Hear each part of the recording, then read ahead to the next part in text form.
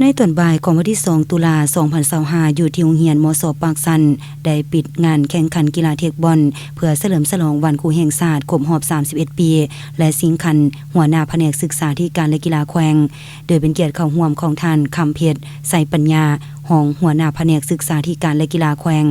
ท่านอานงศักดิ์พรจอมพลประธานสหพันธ์กีฬาเทคบอลมีคณะผู้สอบคณะกรรมการพร้อมด้วยนักกีฬาเข้าร่วมบรรยากาศของการแข่งขันกีฬาในครั้งนี้มันเต็มไปด้วยความเบิกบานมวลซื่นทางนี้ก็เพื่อเป็นการสร้างขบวนการกำลังภาพตอนและเฉลิมฉลองวันครูแห่งชาติว่ารวมว่าเฉพาะแม่นวันครูแห่งชาติครบรอบ31 ปีให้มีบรรยากาศฟดฟื้นมวลซื่นการแข่งขันมีทีมเข้าร่วมทั้งหมด40ทีมรุ่นนักเรียน32ทีมชายทั่วไป8ทีมซึ่งได้เริ่มการแข่งขันมาแต่วันที่1-2ตุลาคม2025เป็นเวลา2วันเต็มแล้วก็ได้สำเร็จลงตามคาดหมายที่วางไว้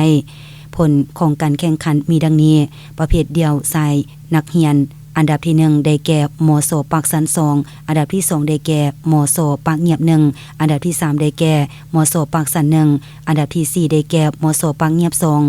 ประเภทเดียวหญิงอันดับที่1ได้แก่มสปากสัน1อันดับที่2ได้แก่มสปากสัน2อันดับที่3ได้แก่มสศรีธนชัย1อันดับที่4ได้แก่มสศรีธนชัย2ประเภทคู่ชายนักเรียนอันดับที่1ได้แก่มสปากสัน1อันดับที่2ได้แก่มสปากสัน2อันดับที่3ได้แก่มตนโพสี1อันดับที่3ได้แก่มตนโพสี2ประเภทคู่หญิงอันดับที่1ได้แก่มสปากสัน1อันดับที่2ได้แก่มสศรีธนชัย1อันดับที่3ได้แก่มสปากสัน2อันดับที่4ได้แก่มสศรีธนชัย2ประเภทเดียวชายทั่วไปอันดับที่1ได้แก่สโมสรปกสแขวงอันดับที่2ได้แก่สโมสรหนองสามคาอันดับที่3ได้แก่ปานโพสีอันดับที่4มสศรีธนชัยเป็นเกียรติมอบของขวัญรางวัลโดยแม่นคณะประธานเป็นผู้มอบตามลำดับเมื่อนี้ข้าพเจ้าได้มีการจัดงานกีฬาเทคบอลของแขงจุดประสงค์ของการจัดงานในครั้งนี้เพื่อกะเกียมเฉลิมฉลองวันครูเนาะ7ตุลาคมนี้เนาะนอกนั้นจุดประสงค์ของการจัดงานก็เป็นเพื่อเป็นการโปรโมทโฆษณาให้น้องๆสมาชิกหรือบรรดาบุคคลทั่วไปที่หักมักในด้านกีฬานี้ซึ่งว่ากีฬาเทคบอล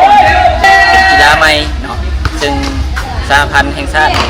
ก็สร้างตั้งได้เดือน7ที่ผ่านมานี้เนาะวันนี้เนาะการจัดงานนี่ก็ได้แบ่งออกเป็นหลายคู่เนาะเฉพาะแมนทีมเดียวเยาวชนนักเรียนเนาะทีมเดียวหญิงนักเรียนแล้วก็ยังมีเดียวทั่วไปนอกนั้นก็ยังมีคู่เนาะคู่ทั่วไปแล้วก็เรียนแล้วก็คู่หญิงเนาะสลับกันไป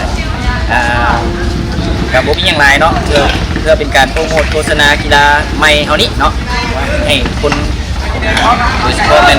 คนของแข่งบุรีคำไซเท่านี้หรือว่าพ่อแม่ประชาชนผู้ใดที่มาแข่งกีฬาพวกนี้พ่อแม่แต่แข่งบุรีคำไซหรือว่าแข่งอ้อมข้างก็มาเอาความได้เนาะ